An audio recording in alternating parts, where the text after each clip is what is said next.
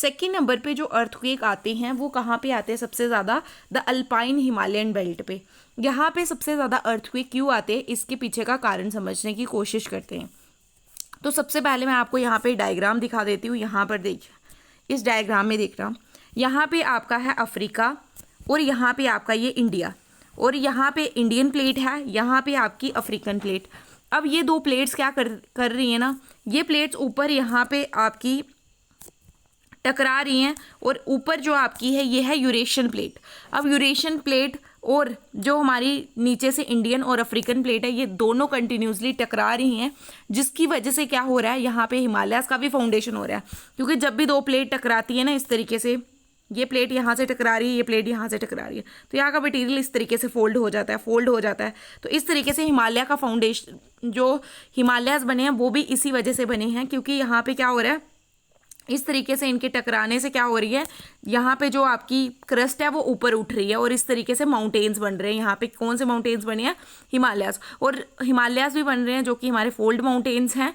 और दूसरा तो हमारे यहाँ पे जब ये दोनों टकराती हैं, ये यहाँ से और ये यहाँ से और ये यहाँ से जब टकराते हैं, तो इसकी वजह से क्या होता है, अर्थक्वेक भी आता है। तो आई होप आपको रीज़न समझ में आ गया है कि क्या कारण है कि अर्थक्वेक क्यों आता है हिमालयन बेल्ट पे। तो यही कारण है। यहाँ पे मैंने लिखा भी हुआ है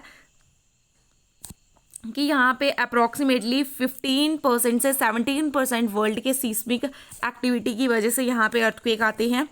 ठीक है, और ये क्यों होते हैं? क्योंकि कॉन्टिनेंटल प्लेट्स का कोलिजन हो रहा है। ये भी मैंने आपको पढ़ा दिया। अब नेक्स्ट चलते हैं।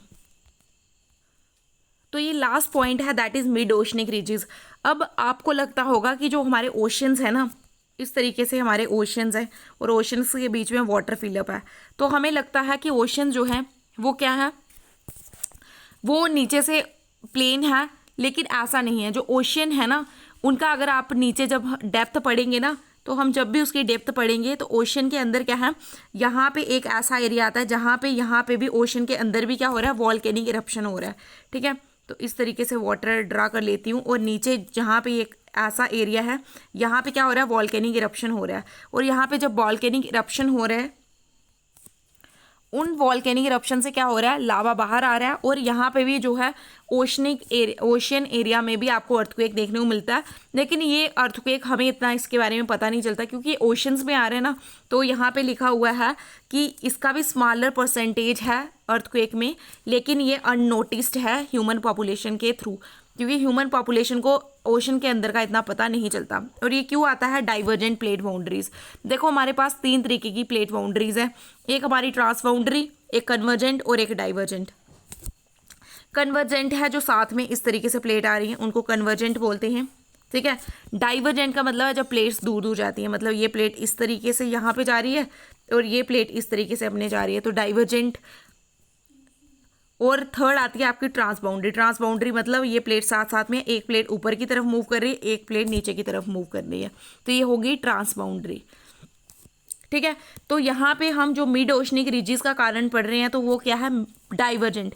यहाँ पे ना ओशन के अंदर क्या हो रहा है कि जो प्लेट्स हैं, ये इस तरीके से प्लेट है और ये दूसरी प्लेट है, ये एक दूसरे से दूर दूर जा रही हैं, और जब ये प्लेट्स दूर दूर जा रही हैं तो इसकी वजह से यहाँ पे अर्थक्वेक आ रहा है। ठीक है, तो आई होप आपको समझ में आ गया है। तो अगर आपको ये वीडियो अच्छी लगी है तो please like, share and subscribe to my YouTube channel. Meet you in the next video. Till then, bye bye.